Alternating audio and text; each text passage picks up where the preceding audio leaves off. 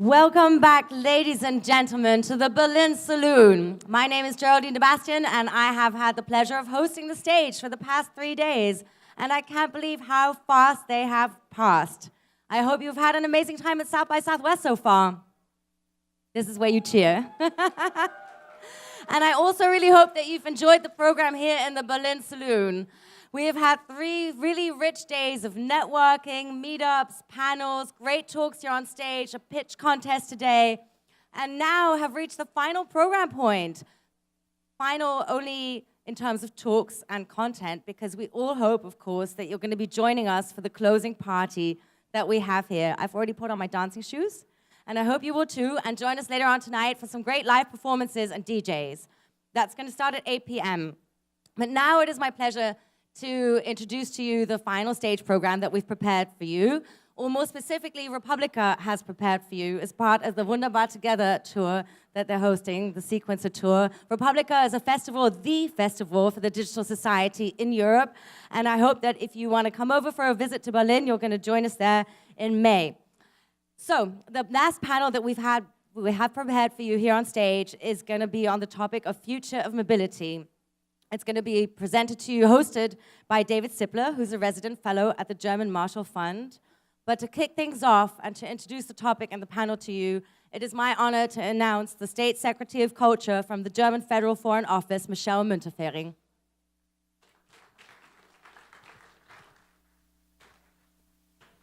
Hello, ladies and gentlemen, dear friends. I'm delighted that I can say a few words over here at the event of the Republica. Republica, as you already heard, is part of the Sequencer Tour and a huge festival on digitalization in Europe, especially in Germany. And I want to thank this team and those like Janine Koch over there who are working on Republica for a couple of years now and who are taking part in the Deutschlandjahr. Wunderbar together means wonderful together. And of course, that is what we want, being wonderful together, Germans and Americans. And that's why we have the Deutschlandjahr, the German year, over here in over 50 states. And of course, here at the South by Southwest Festival as well. And the Deutschlandjahr, Wunderbar together, brings people together, and we hope that we share ideas and share the future, and we're convinced that we need common answers to the global questions. And this is maybe what we're starting here today as well when it comes to future of mobility. Mobility is one of the global questions indeed, and you will have a panel here, and I'm looking forward to this panel and to hear from you, from the people, from different people. What is your idea about this mobility and digitalization? So thanks to all the partners, also to Markus Beckedahl, and who else is here from the team? Janine, you know it better. Thanks to your whole team. I met you the couple of the last days, and it was amazing to see. It's first time to me for this event, the festival. It was amazing to see all the people, the creative ideas, and what is built up here at the festival in Austin. So I'm leaving tomorrow morning, but the Deutschland year will take place the whole year in 2019. So I hope that you not only come over to Berlin, but join the Deutschland year in the different states, and that we will see us again and catch up. Thanks for Janine for setting up Republica and being part of the Sequencer Tour.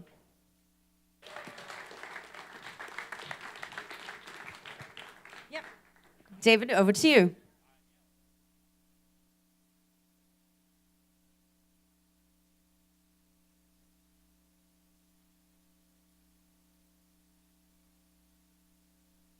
Good evening. It's good to be with all of you. My name is David Zipper. I am a resident fellow at a think tank called the German Marshall Fund that's based in Washington and based in Berlin. and I focus on urban mobility and the future of cities. I write about that a lot in places like City Lab and Slate. And I'm excited to have this conversation about the future of mobility on both sides of the Atlantic, looking at what's happening in Germany, what's happening in American cities too. I think it's a fascinating time we live in. Just a little bit of context, the way I think of it is it's just remarkable. It doesn't matter if you're thinking of Washington, D.C., where a couple of us live on the panel, or you're thinking of Berlin. The ways that you navigate a city in 1970 and 2000 were pretty much the same, right? You could walk, you could drive, you could take transit, you could take a cab, you could bike. But then suddenly, in really the last 10 years, there's been this like Cambrian explosion of new mobility modes, right? With the scooters and ride hail and bike share and who knows what's next. And with all those new modes, it's a lot of data that's created, which we'll talk about, and a lot of new ways to travel and potentially ways to not use your car, which is exciting, but it's also potentially raising some issues. So we're going to dive into that. We have a mixed American and German panel here, which is awesome. But I'm actually just curious, how many of you, just like quick show of hands, are German in the audience? And how many are Americans? Pretty split, okay. And how many from other countries? We welcome other countries too. Good, okay. All right, so with that context, I thought just you guys have a really diverse array of backgrounds, but all have some familiarity with mobility. So just to open things, actually, why don't we just go down the line, just take 30 seconds, explain who you are, where you live, and what you do in the mobility world, or the urban innovation world, please. No mic, you have to yell, yeah. My name is Paul LaFata, CEO of Lab 1886, which is a incubator for Daimler, and looking at new mobility services. And we're based in Atlanta.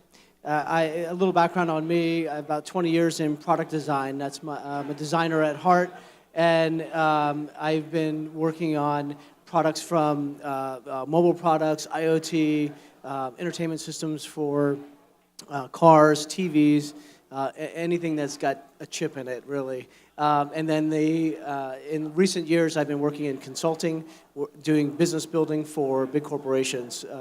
And then I worked a little bit with Bird to design their first application to launch these scooters. So if you love the scooters out there, you're welcome. And if you hate them, I'm sorry about that. But for better or worse, they're a big part of our community now. And then recently made a move about 7 months ago to go to Atlanta to work with Daimler to create this new lab for them to explore all these new business models around the future of mobility. Okay, great. Yep. And Valerie, briefly introduce yourself, be great. Sure. My name is Valerie Wonderton. I'm the general manager of ViaVan in Berlin. ViaVan is a on-demand public transit technology provider. And in Berlin, we are running the BerlKönig, an on-demand shuttle service, together with the local public transport operator, BVG. And I've been working on the topic of mobility even before I joined ViaVan. And I think it's been a topic that's been kind of moving me for much longer, actually, since I can think. Because I grew up... No pun intended, moving you? Yeah, true.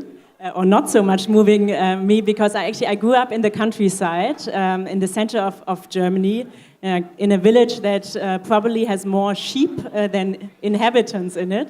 And the mobility options there, frankly, were extremely limited. So you had a bus that went into the next city where I went to school maybe 5 times a day. And I took that bus for 1 hour, 2 hours actually a day. So a lot of time to think about how we could organize mobility better and make public transit better. And that's exactly what we're working on right now. And I think the digital technologies have so much power to help us improve quality of life, improve commute times, improve safety, etc. In cities. And there's so many things that we can all do together in the industry and with cities. Great. I'm Jennifer Bradley. I'm the director of the Center for Urban Innovation at the Aspen Institute. And what we work on is how cities can think about permitting, regulating, shaping new technology so that it reflects democratic and public values as opposed to technology company values. So what we try to do is bring cities and experts and civil society and civil liberties folks together to talk about where to set boundaries for technology and where to think about ways that they can be used generatively to support human ends, which is what cities really are for. I've worked on projects with cities and autonomous vehicles. I grew up here in Austin, and every time I come back, more and more of the conversations I hear are about traffic and property taxes. And the two are inextricably aligned, as the mayor said yesterday at a different panel. So I think this is a particularly urgent question for cities around the world as they are becoming, many of them becoming less and less affordable. That undermines the very power of cities. So mobility is a key aspect of making city life accessible. So I'm really excited to be on this panel. Very good. Hi, I'm Markus Beckedahl. I'm one of the founders of the Republica, and my main job is being a tech journalist and covering everything around digital rights. So my main focus in this debate is the civil liberties approach and the consumer rights perspective. I like technology, but we have to regulate them. We have to find ways to build in privacy so that these technologies won't become a dystopian nightmare and to create a better open city in the future. And where in Germany are you? Where in Germany do you live? Oh, I live in Berlin. You live in Berlin too. Great. So just to create like a baseline, we'll dive right in now. I think I want to talk about data, and I want to talk about all these new modes of mobility. It's great to know you worked at Bird. You're getting a lot of publicity out there today. I've heard people say the breakout technology of South by Southwest this year is scooters. But to talk, I guess for the two of you who are in Berlin, can you help provide a baseline? Like, what are all the modes that are available now if you live in? I was in Berlin a year ago. I know there's heavy rail, there's light rail. To walk through the public and then the private modes too, just so everybody's on the same page. Sure, I'm happy to start. So we have the BVG that I mentioned, which is the local public transport operator. They're operating the U-Bahn, so underground railway. They're operating the bus system, as well as kind of light rail tram services.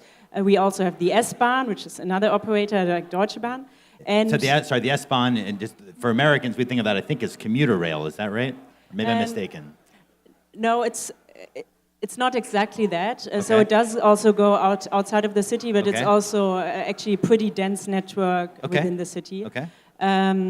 Then we have private cars, obviously, and still quite a lot of them on the roads. We have bikes, both private bikes, and now increasingly since the last 2 years or so, we've seen an explosion of bike sharers in Berlin. So much more, I think, than you can see in the US on the street. So we have, I think, 8 different bike sharing companies right now. These are dockless bike share companies that are private. Yeah, one is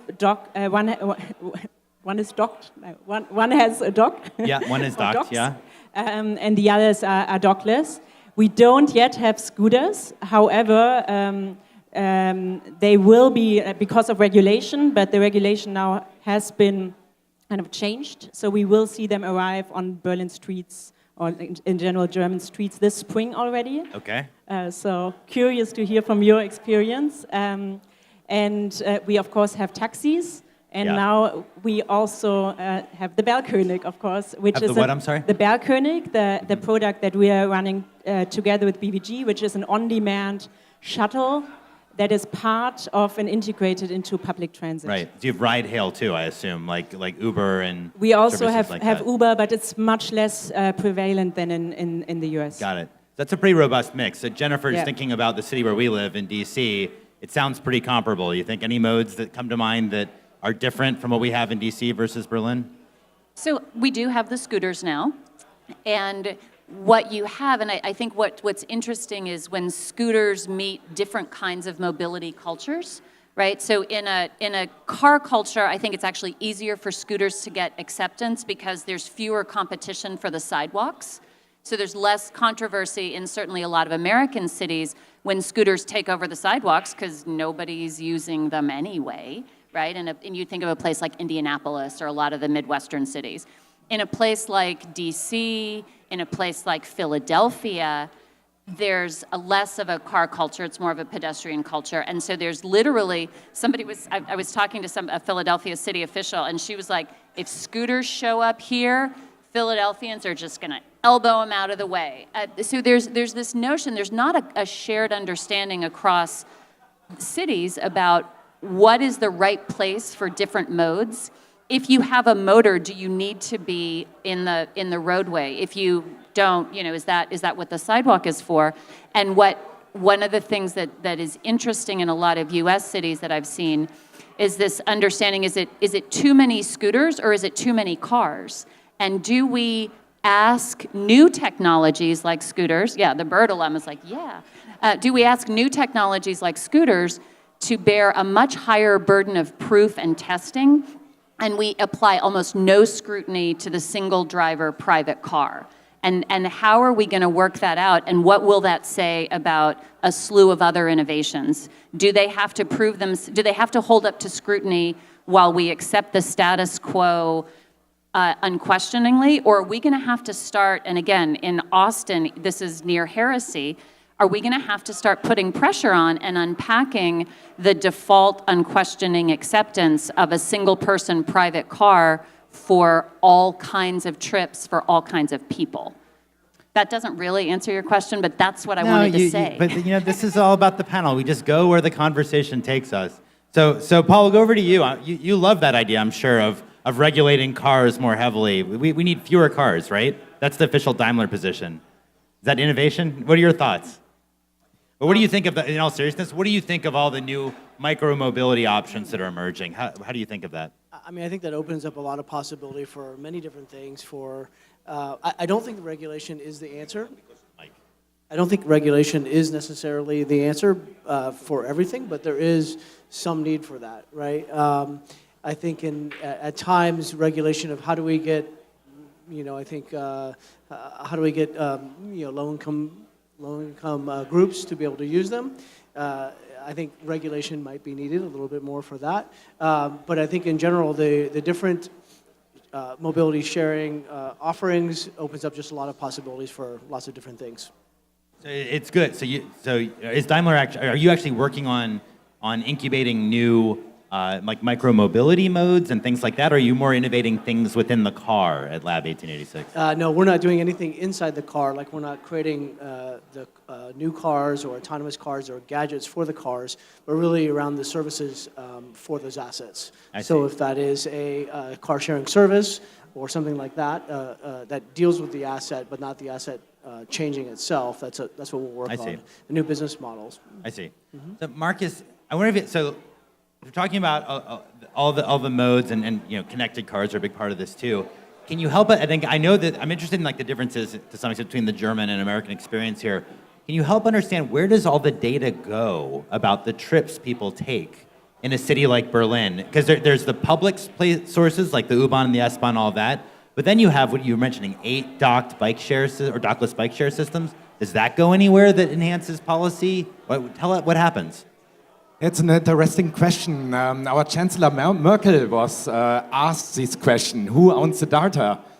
And her answer was, she don't know yet, because it might be the software developer might be the owner data, or the hardware, the car manufacturer might own the data. And I think she forgot that we as the user have the right to privacy, and it's our data, and we don't really have data ownership, and we have to find solutions how to deal with all these different aspects in this debate.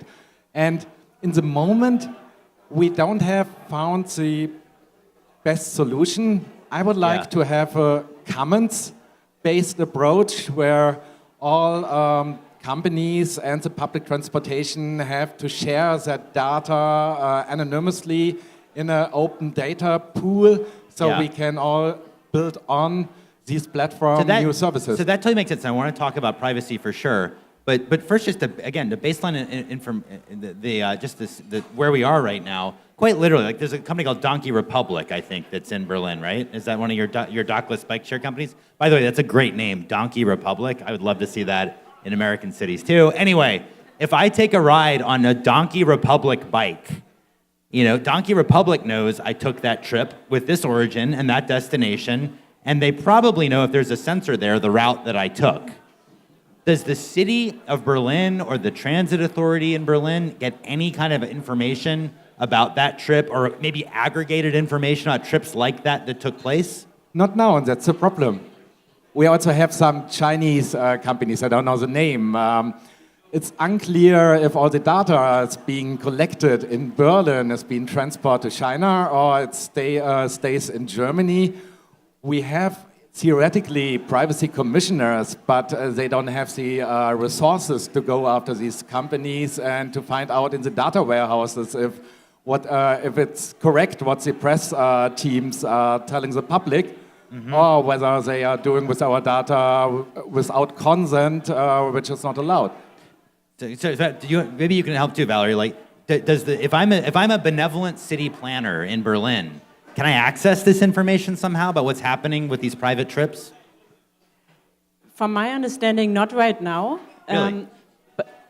I mean, for most of the companies that we have, I mean, we are actually sharing the data that we that we see in terms of Bergkönig usage, of course, with the BVG, with the public transport operator, and they're using that to also learn a lot about transportation needs in the city. But I think we need much, much more of that. Yeah. So the one reason I'm super excited about the potential of digital technologies to completely change mobility in cities is data, right? Right now we have a lot of different vehicles in cities that could, like from bikes to shuttles to S-Bahns and whatever, that could move people around. But these vehicles, most of them have no clue when we actually need them, where, right? Yeah. And what digital technology now helps us to do is to create much more transparency over that. And there is, like, we need to make sure there's something else, which is individual privacy. Our kind of movement data is one of the most private pieces of information that we have. So this needs to be protected, but in aggregated, kind of anonymized form, this there's so much power in transforming the mobility system, making it much more efficient and allowing us to move through the city faster in a more comfortable way in the future if we nail that. That's interesting. Sounds like there's a possible tension between good policy for mobility in cities on one side and protection of privacy. I don't know. Well, I'm not sure there is, but Marcus is the expert here. Yeah, you can have all this data if it's anonymously and synthetically stored.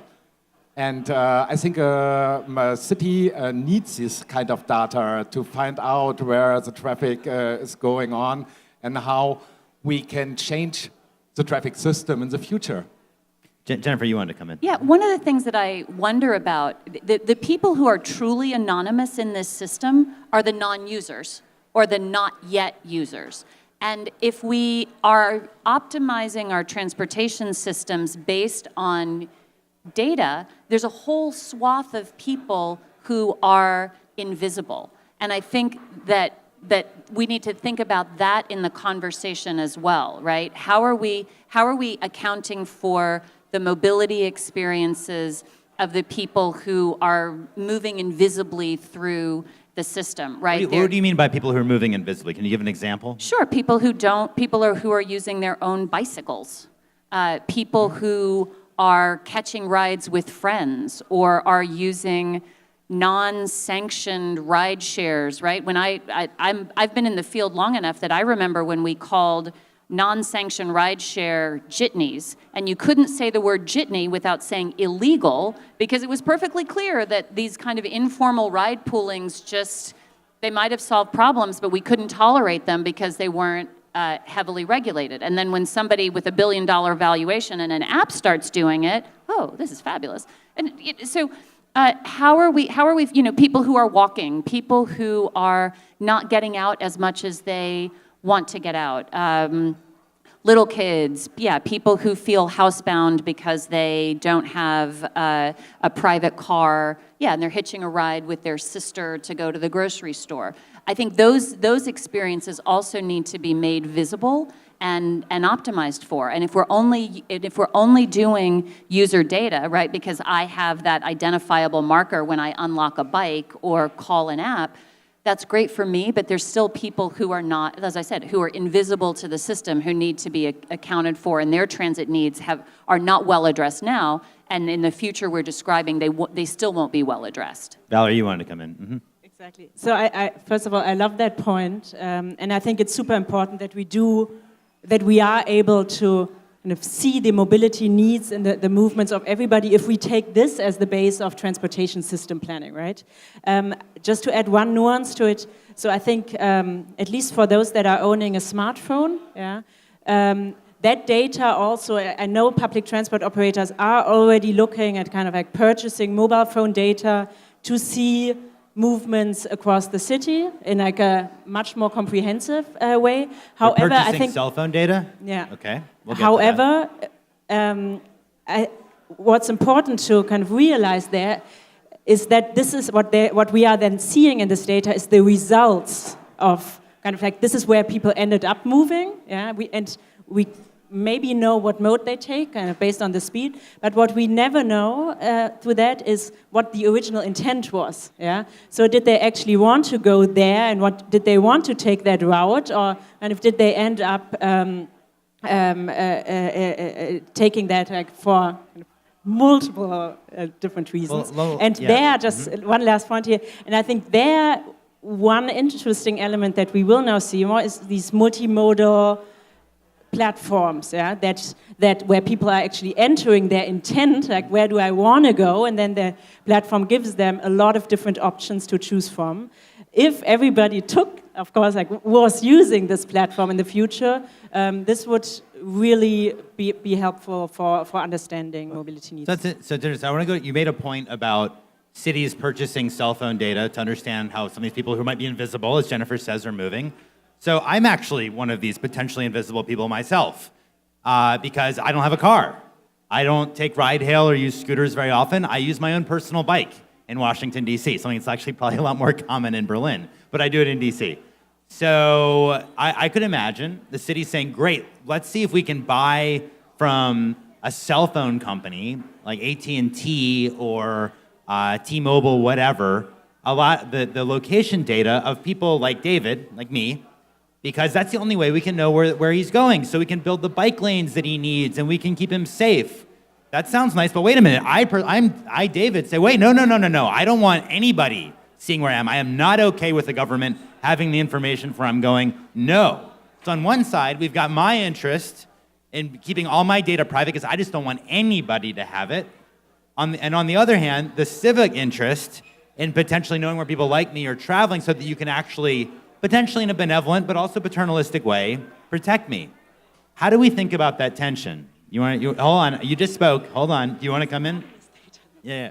Yeah, you can do it by building systems with privacy by design included, that you think from the beginning how to implement privacy features, that we get anonymously these data collected, and it can be used to find the best Radwege, bike links. Okay. Yeah, go ahead. You want? I was just saying, like, it's not like no one knows it's David moving through the city. So these data but points that can be de-anonymized. What if I'm worried my data is going to be? I'm not. In some ways, does that even matter? What if I myself say I don't want to hear the argument for why no one knows it's me? I don't want my data shared. Period. I don't want the tiniest bit of risk that my data could be. We call it de-anonymized. That people could figure out that it's me who's traveling. I don't want to take the risk. Am I allowed to say that, you think? I'm actually not sure whether it's an opt-in, opt-out system. Or should I be? I guess that's more of a theoretical question, I guess. Should I be allowed to make that decision, or is it not my decision to make? And yeah. Short answer is no, it's not your decision just yet, but it should be. Should it be? Okay. I can imagine a future state where you do own your own data, and a person owns all their own data wherever they go, and they can choose to monetize their data on their own or not. But I don't think we're there yet. So let me. That's an interesting point. This idea of privacy as a product, that you can sort of sell your own privacy or bits of it a little bit. Yeah. So you work for a car company. There is an idea that's been put out there for it's popularized as the $0 car. The idea being that I want to buy a car that has a sticker price of $40,000, but I am allowed now to share information about bumps in the road. And if I do that, because there's a market for that information, then the price of the car goes down to $38,000. And if I share information about with the microphone about the gender and age of the people who are in the car, then it goes another $5,000, and I can maybe get all the way down to a $0 car as long as I share all the data. At least in theory, at least get a cheaper car. Is that a good thing if we go down that route? I think it is going down that route eventually, and it's going to be a little while before it gets there. But yeah, imagine the windshield wipers are collecting data on every time a drop of rain goes onto your windshield, and if you can sell that, you can choose to sell that to a weather bureau, then that's money in your pocket. Or if you can choose to sell your braking data to another, or your location data to another bureau, then those are good uses of data sharing. Now, you may not always want to share exactly where you go, but I think if you can opt into that, then that's a better case scenario. Jennifer, you're making all kinds of faces here. I'm really curious what you're thinking. I was just thinking, I have read only like I've read a very few pages of the new book, The Age of Surveillance Capitalism. And one of the things that she points out is that to really understand what you're opting into and out of on a user agreement, and the example I believe she gives is the latest version of the Nest home thermometer, not a mobility device. You would have to read something like a double-digit number, something like 21, maybe it's 41 pages of contracts. I'm trained as a lawyer. I have zero interest in reading 21 or 41 pages of contracts when I am just trying to get right from here to the next place that I want to go in a motorized way. So I believe that we will probably see a more rigorous standard applied from privacy advocates and civil liberties advocates for what informed opt-in and opt-out should be. And if we think about optimizing that for it's almost like it's not just privacy by design, it's almost like accessibility by design, right? Don't optimize it for the tech company lawyer. Optimize it for somebody who's having to make a quick decision about whether she's going to choose one mode or another, and start to build an expectation of that, right? Like a quick, screen going up. Did you know that if you take Capital Bike Share, this is your data trail? Is that okay? Not okay. And just help. I think it's incumbent on technology companies to help us understand just how much what the terms of exchange are, right? Because if you bought that $0 car, you would know that. But if you gave me a ride somewhere, would I know that you are saying? That's a good question. Got a middle-aged white lady in the car with you? Is that okay with me or not? Well, let me ask another question. Anyone can answer this one if your thoughts. My data may not be as valuable as your data. So let's say, Valerie, you are a millionaire and you're buying really nice cars. Congratulations. I am actually very low income, and I may be buying a used car. If I am lucky enough to be able to get a new car, I'm going to get the cheapest possible model. Now, Paul, you offered some examples of data like weather data that it really doesn't matter if I'm low income or high income. For the value that would be collected from sensors that way. But what about marketing data? What about data about where the person where the vehicle is going, which is going to be very valuable if the driver and the passengers are likely to be high income, and really not valuable at all if they're lower income. And in this country, and I think in Europe as well, there's a lot of concerns about inequality that's persistent and worsening. Are we actually just making inequality even worse if we allow these sorts of data to be monetized? Yeah, the good thing is that we come from Germany and we have strong data protection laws, and we don't have the concept of data ownership. So poor people can't sell their privacy, and privacy is, in the moment, not getting a product you can sell for getting a nice service. So is that, actually, this is interesting. So that sort of example I gave of like the $0 car, that could never happen in Germany. Does GDPR ban that? I'm not a lawyer. You could be with that answer. That's a good answer. Actually, I'm curious if you can you reduce the cost of something that you buy by basically allowing some of your data to be provided, basically monetizing some of your privacy or data shared. Is that allowed? Can you be paid for your data in Germany? Anyone know? No, it looks like probably not. Anyone? Yeah. Well, maybe we can talk about this in the Q&A. But it's an interesting question. Why don't we talk actually because I know there's a lot of Americans and people from other countries as well, other than Europe. Can you explain just really briefly what GDPR is and how it's had an impact on mobility? Yeah, GDPR is the European standard for privacy, data protection. It's now 1 year old. It created a level playing field for all European countries. So the same rules everywhere, which is better than in the past where we had 27, 28 different privacy laws. It gives us as consumers the right, for example, to erase. We can tell a company, hey, you have our data, or my data. If you don't need it for legal reasons, I want you to erase my data.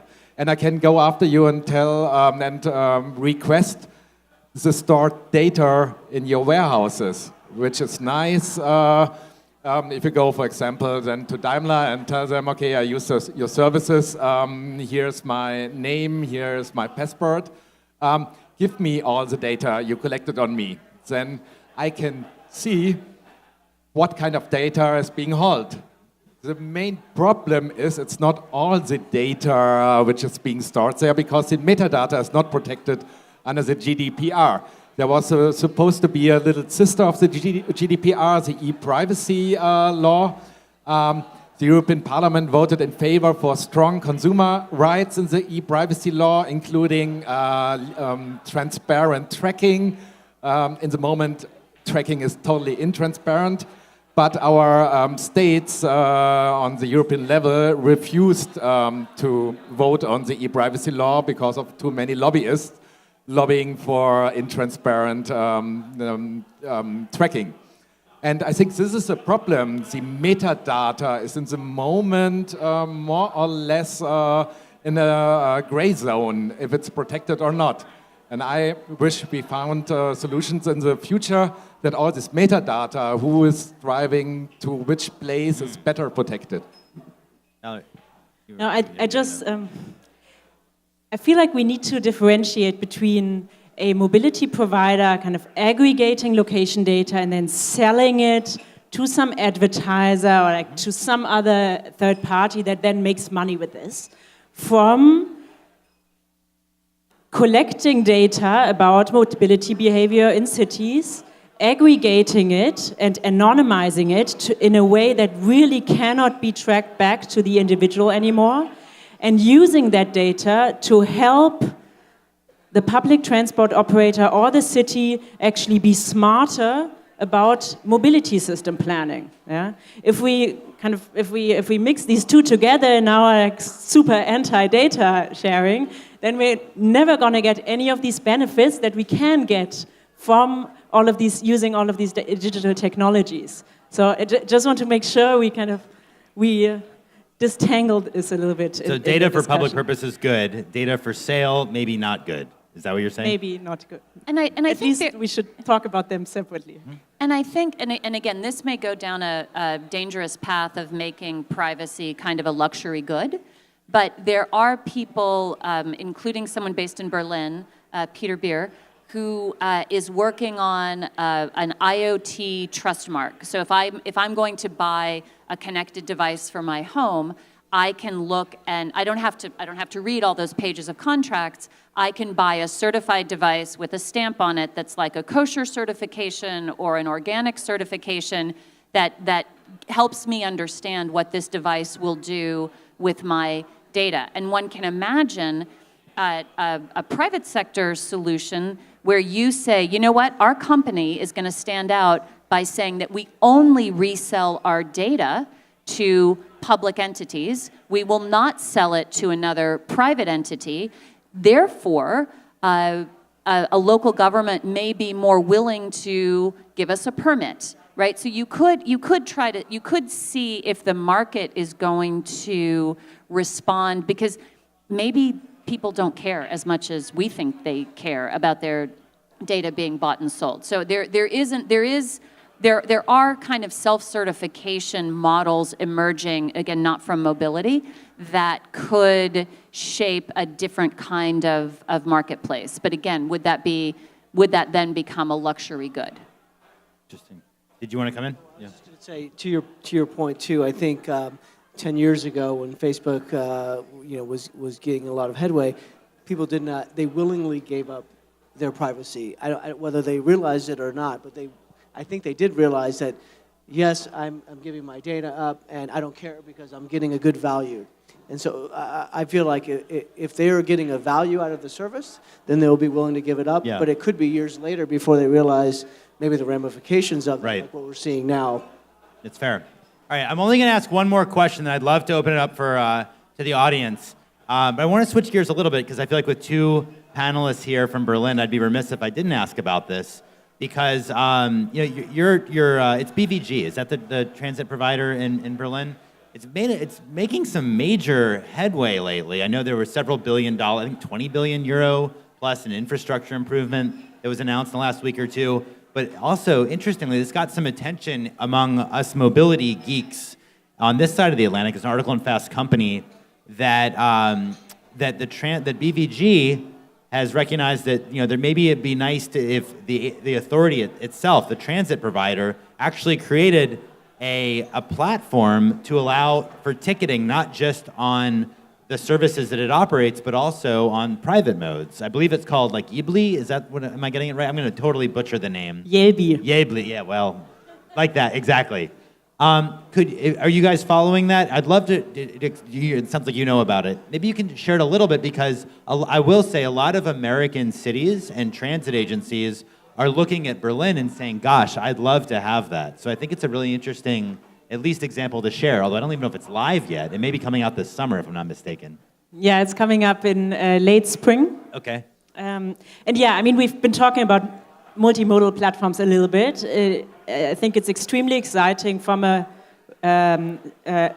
rider's perspective that you just say, okay, I want to go from point A to point B, Yep. and then instead of having like 20 different apps on your smartphone that you now need to run through to find the best option, actually you have one app that gives you that in an integrated way. It says, okay, this is the fastest, this is the cheapest, this is the most environmentally friendly. And there are, of course, a lot of different companies that are trying to do that. And now increasingly also cities that are saying, like, okay, why don't I do this platform and build it up myself? And this is what Berlin is doing, or this is what Berlin's public transport operator is doing. They've found a partner and found a lot of mobility service providers that are integrating themselves into this platform. And I think what's super interesting about this case is it's not only information, but it's also ticketing, right? Yep. So, which is kind of the golden standard of it. So you actually can buy all of these different mobility, or buy a ride on all of these different mobility suppliers within the Yelby app without needing to transfer to another app. And yeah, so Berlkönig, which is kind of the other super innovative project that BVG is doing in terms of actually offering an on-demand shuttle service themselves, is also integrated into this app. So I will just say I do a lot of work with transit agencies in the United States. There is none that has anything like Yebly, which is interesting. And I think it's something that they're interested in when I talk to transit executives, because it's a way of sort of managing mobility overall. You can open it up. I'm curious if you think that that's an appropriate responsibility for a transit agency or for the public, for a city, if you will. Yeah, I'm really looking forward to use it. In the moment, I have so many different apps to Yeah, to use public transportation in Berlin. If I take bikes, I have to walk around and find bicycles. Then most of the bicycles are out of order. Then I have to find the next ones. Then there's another problem if I take the underground train and I want to book a ticket in the app. Most of the times I don't have internet in the underground train because of my telecommunication provider. So I hope in the future we will have internet everywhere and easy to use one-stop shop. A thumb apps. up. What do you think, Paul? Well, I think Daimler does have a solution for that. There's a company called Movil based in Portland. That was an acquisition of a couple different companies, and they do just that. They have a one-stop shop for planning out your transit and then being able to use multi-modes of transportation to fulfill that from point A to point B. So I know Movil well. They do have solutions to bring together public transit solutions, but they don't do, I don't believe, what Yably is striving to do, which is to bring in the private services as well, the private dockless scooters, as I understand it, or ride hail as well. Am I misunderstanding things? Because that was one of the truly innovative pieces that I'd seen. Valerie, is that your understanding too? So my understanding is that Movil actually has a very similar approach in really integrating all mobility types. I don't know about the latest kind of status there, but I think it's very much the same ambition. And I just want to quickly comment on your question whether should actually be a city's or like a public transport operator's job. My response is why not? I mean, it's the mandate of the public transport operator to make sure that we get around town in the best way possible, right? And a lot of these new mobility options, including scooters, bikes, etc., could be great first mile, last mile additions to the public transit. And if you have them in separate apps, like it's super difficult, right? Right. So I think it's going to be a very interesting development to watch. Indeed. So late summer is late spring, you said, is when it's spring. coming out. Something to look forward to. All right, I'm hoping we have some mics out there that can be, I see hands up if people can, do we have someone who can pass around a mic?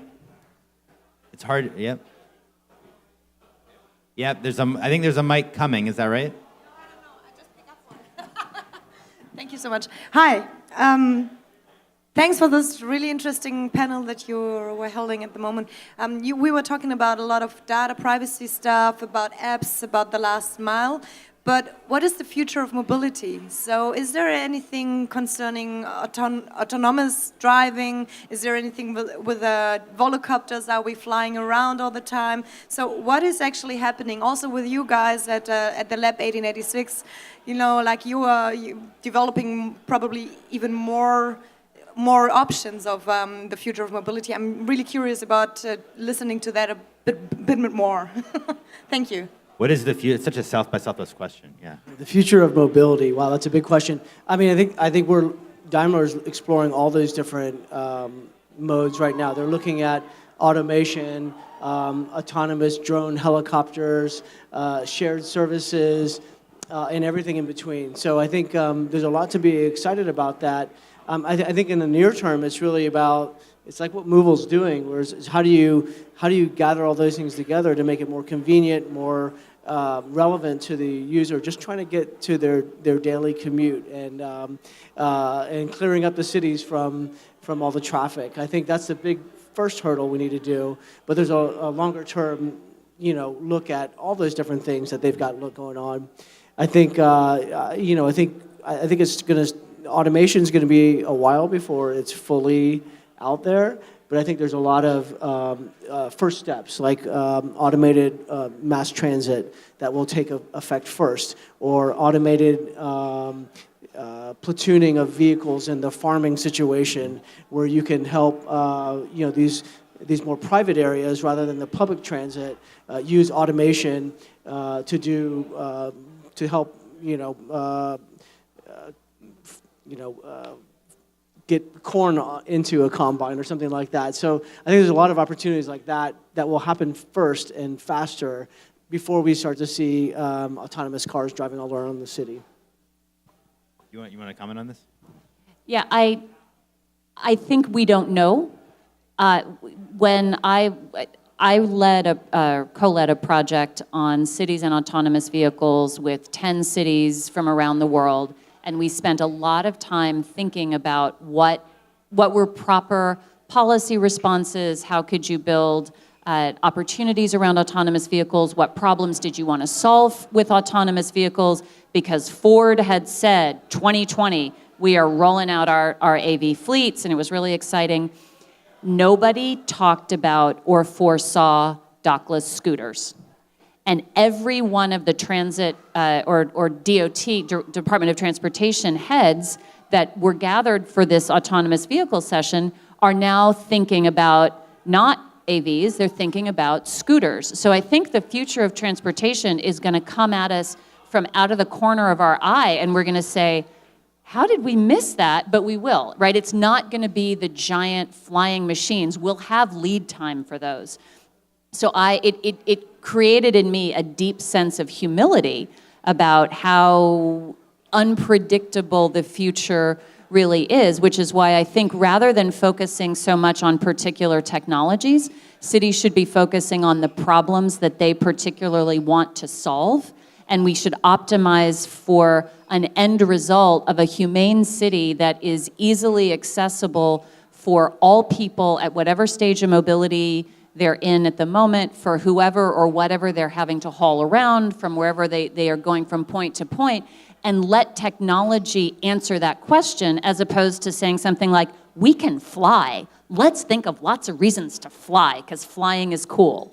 I don't know that flying necessarily why is traffic less terrible 500 feet in the air than it is on the ground? So I want us to keep focused on the problems and let technology follow the problems, as opposed to technology leading and us trying to scramble to figure it out, which may never happen, but I want to keep saying it so that it might. Let's take another question. I hope the mic is still circulating. Just put your hand up. Yep. Hi. I didn't catch everyone's name in the beginning, but oddly enough, I did break my ankle at the Aspen Institute the other week in Aspen. And you're a lawyer, so we should talk. I'm sure you signed a release. It's yeah, not our of course, fault, right? of course.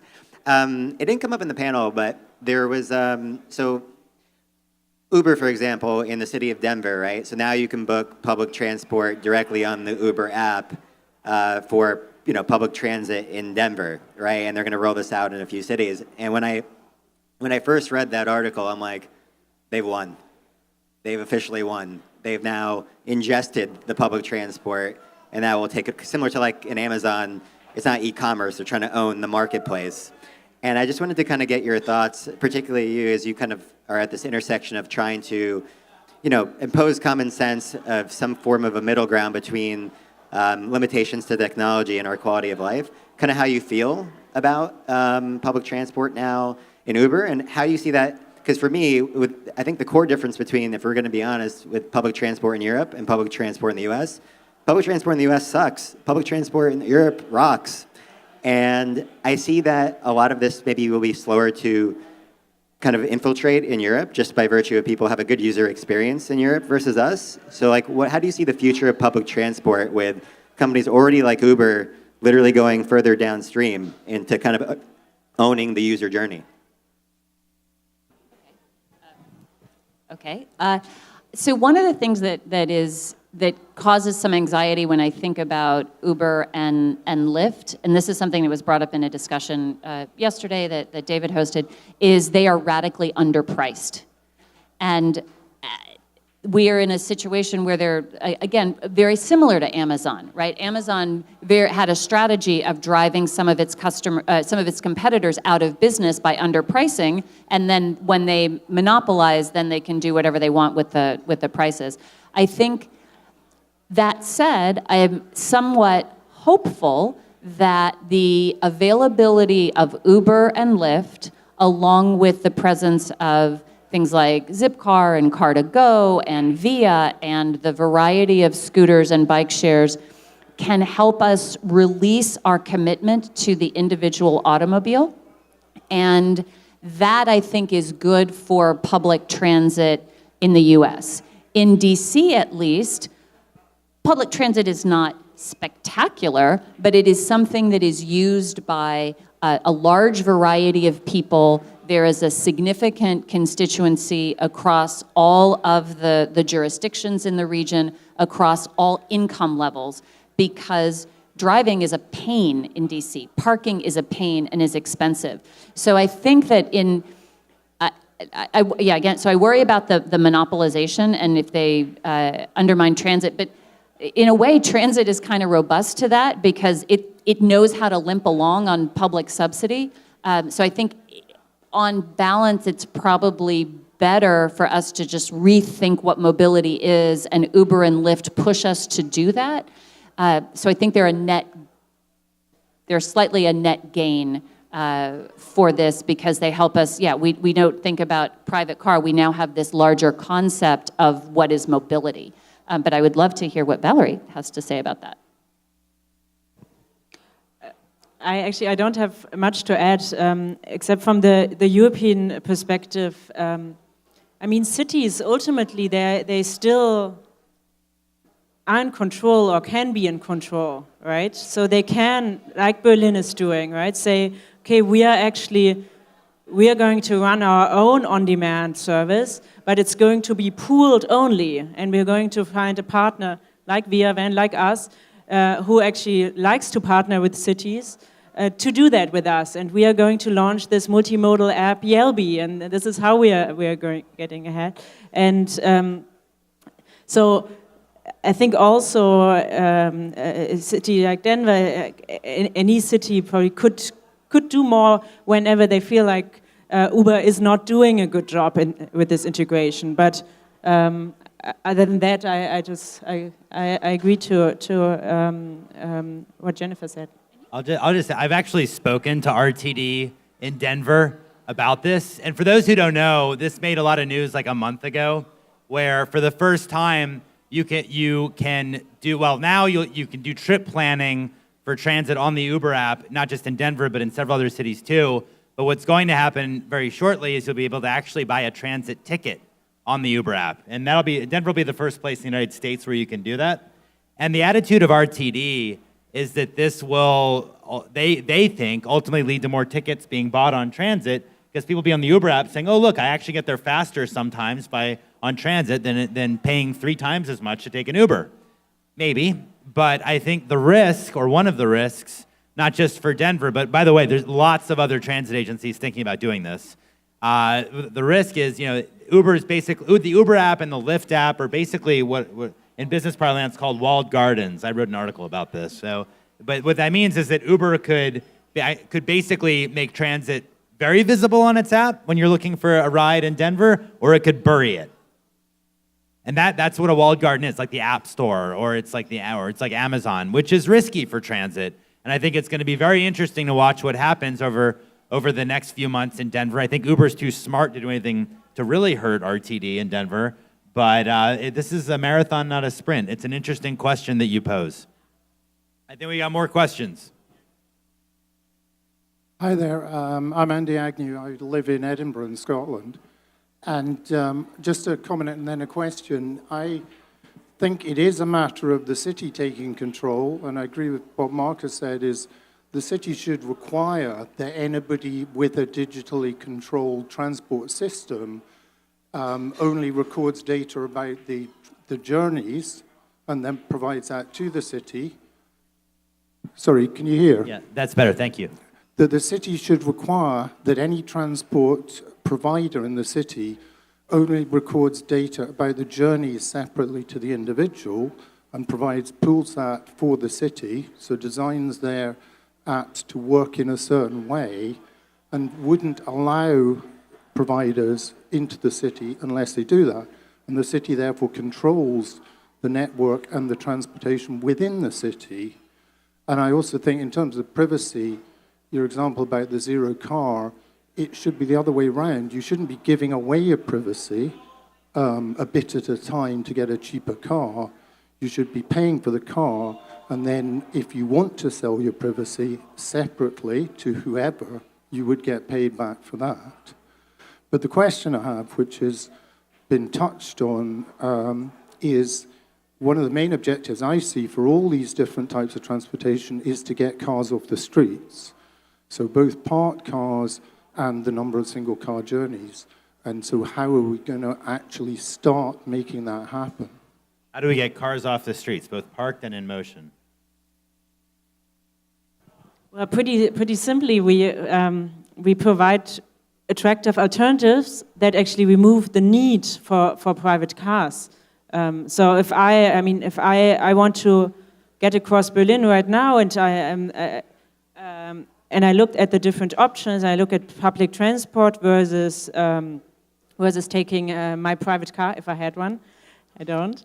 Then there are still a lot of different trips that take me maybe like 2 or 3 times as much with public transport because of the fixed line system compared to a private car, right? And I mean, this is what we're doing, right? We're saying, like, okay, like, what if we could actually send a shuttle there to pick you up, bring you to your destination pretty much the same time as a private car, almost, but you're picking up other people while you're going there, so it's actually shared transportation, and it's much better for congestion, emissions, etc. And there are many more. I mean, I think all of these new mobility modes will help us achieve that. And of course, you can also go into the direction of making cars more expensive, increasing parking fees, etc. But yeah, I think maybe from both directions. But I mean, I'm, of course, in my job, mostly thinking about the first one. The carrot more than the stick. Yes. Any other thoughts? It's an important question. No? All right, let's take another. I saw another hand. Great. Awesome. My name's Rachel Kaur, and I'm a founder that works in corporate innovation. So I'm curious about which adjacent industries you guys look to. So mobility is often referred to as where everybody looks to see what's next. You know, in some antiquated industry like healthcare, they go, oh, what are they doing in mobility, or what's happening? And so I'm curious from your perspective, because you're one of the more forward-thinking spaces, where do you guys look for inspiration? Interesting question. Anyone want to start with that? Paul, you're an innovation guy. You're a former consultant. Where do we look for inspiration? Is that the question? Yeah. I mean, I think, well, as a designer or a former designer, I look for inspiration from adjacent areas. And so it may not be always the most obvious choice, but I think if you, through our processes of going deeper into what is the real problem, right? You may find that the actual problem is not the obvious one, and that there's something a little bit different that you can do to solve the real problem. Yeah. And I don't think you really understand that until you go deeper and deeper into that problem-solving process. So I think for me as a designer, the inspiration is always talking to the users that you're trying to solve the problem for, and I think it'll come from them. Thanks. Yeah, go ahead, Jennifer. So I have a totally uninformed hypothesis, but I think it's, if the more that it becomes experiential, right, the experience of getting into an Uber is, just more pleasant than the experience of getting into public transit. And we are now talking much more about experiential values. What, as you said, what is the user experience in the user interface? So I would think that the lessons that peers in mobility really are looking for come from experienced professionals, right? So is that the entertainment industry? Is that Disney, right? Disney has an all, like a one pass for things, and it's got, essentially privileged toll lanes that you can use. So I would think that anybody that's thinking really intensely about what is it to experience the journey of this body moving through space would be somebody that smart mobility designers would be thinking about. And also anybody who's figured out how to slice and dice and productize different kinds of pieces, right? Like, would I pay slightly more not to have that incredibly annoying screen in the back of a cab in the US city? Yes, I would. So how could somebody, learn from, but why? Why should I have to pay for silence, right? That's kind of crummy, but whatever. So, somebody who's thinking about how to take all the different portions of an experience and monetize it. And again, I don't know who that is. If I did, I'd probably work for that company and not a nonprofit. But that's where I would go. But you're like, I shouldn't be talking. You should be talking. I don't have much to add. You can say, I agree. That's always I the agree good. with everything there that you was go. I said. agree. Boom. What is it? Yeah, it's good. Yeah, I'll just say, I think healthcare is one to think of. Because healthcare generates a ton of proprietary, deeply personal, private data. And yet, very competitive companies, at least in the US, pharma companies and hospitals have found ways to share that data through third parties so that they can collectively figure out the best treatments. We could talk more about that, but I think that's a model that it could actually be applied to the urban mobility debates that we're having here. We had yesterday and a couple other panels that Jennifer and I saw, and I think are going to continue to unfold. Let's take one more question if we can. If you put your hand up, we'll try to get you the mic. Yep, I see one in the back. Great, with the orange hat. I think maybe it's white. I can't tell. White hat. Thank you. Hi, yes. I was just curious as far as history of the different companies as far as for the scooters and basically just going back and going to those cities where they kind of first started off and kind of tracking and seeing how that city dealt with those problems to perhaps the next one and the next one down the line. And if you're able to communicate going backwards, then you can kind of solve those problems maybe going forwards. Kind of like a chess game also. You think maybe 3 or 4 or 10 moves ahead of some of these companies perhaps, but they're kind of doing that as well. So has there been a lot of communication with some of those early on cities on those transportation issues? For scooters specifically, you're asking? Sure. So he's asking for the cities that first got a new mobility mode, in this case scooters, I think it would equally apply to dockless bikes.